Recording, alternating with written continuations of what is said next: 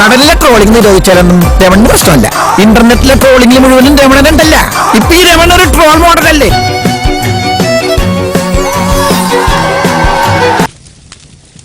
നിനക്ക് പ്രാന്താളാ പന്നി. ഓടിക്കോ. അതിൽ ആ എറിഞ്ഞ ആളാണ് നമുക്കിപ്പം ഉള്ളത്, അഡ്വക്കേറ്റ് ആദിൽ അലി. നീയാണോ? അതെ, ഞാനാണ്.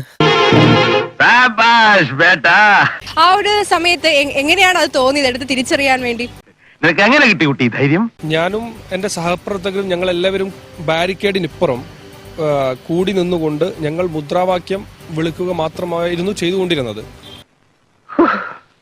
സാഹചര്യങ്ങൾ യാതൊരു പ്രകോപനവുമില്ലാതെ പോലീസ് ആ ടിയർ ഗ്യാസ് ഉപയോഗിക്കേണ്ടതായിട്ടുള്ള ഒരു പ്രൊസീജിയറും പാലിക്കാതെ അതങ്ങനെ വരൂ, അതങ്ങനെ സംഭവിക്കൂ.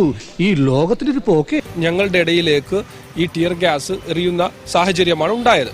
എന്നിട്ട് പിന്നീട് എന്ത് സംഭവിച്ചു? പിന്നീട് എന്താണ് ഉണ്ടായെന്ന് വെച്ചാൽ നിമേഷിന്റെ ദേഹത്ത് തട്ടി ഈ ടിയർ ഗ്യാസ് നിലത്തു വീണു. ഇത് ഞാൻ കണ്ടുകൊണ്ടിരിക്കുകയാണ്. എന്തോ കുത്തി പറയുന്ന പോലെ എനിക്ക് ഫീൽ ചെയ്യുന്നുണ്ട് കേട്ടോ. കുത്തിയില്ലല്ലോ, കുത്താൻ പോണല്ലേ ഉള്ളൂ. പ്രവർത്തകന്മാരുടെ ജീവൻ രക്ഷാർത്ഥം ചെയ്ത ഒരു സംഗതിയാണ്.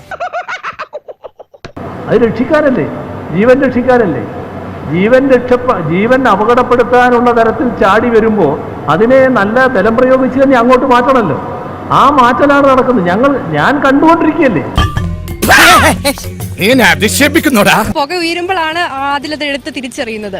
ഇതുപോലൊരു എക്സ്പീരിയൻസ് മുൻപ് എപ്പോഴേലും ഉണ്ടായിട്ടുണ്ട്? ഇത് ഒരു പ്ലാൻഡ് ആയിട്ടുള്ള ഒരു സംഗതി ഒന്നല്ല.